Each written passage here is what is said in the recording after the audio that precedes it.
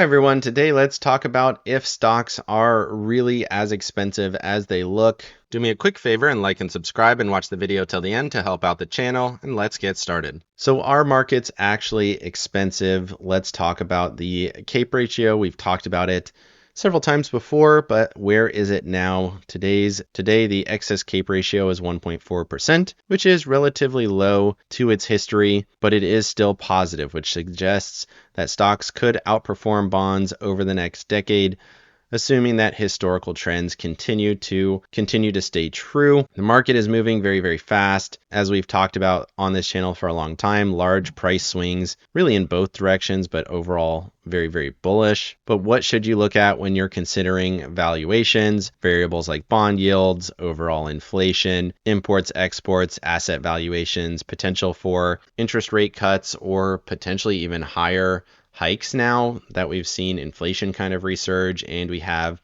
a bit more of a hawk in the Fed now? Again, all very concerning. Those things kind of lead me towards the bear side, but CAPE, it's basically a price to earnings ratio that has been smoothed over the broader horizon, which tries to give a better predictor of long-term periods. CAPE, the excess CAPE yield is calculated by converting CAPE ratio, 1 divided by the CAPE ratio, and then subtracting it from inflation adjusted rates being the 10-year yield. And then that gives you a predictor of whether things should be generally bullish over the long term. And you can see here, it is very, very low. That is usually not what you want to see. You can see subsequent 10 years annualized excess rate returns, 1.4%. You can see subsequent 10 years here in the green. It's pretty accurate, right? So when it was low here, the actual return was worse. Same thing here. The actual return was substantially worse. And then when it starts to get high, the actual return was higher, right? So the pendulum swings aggressively. What I think is going to happen, right?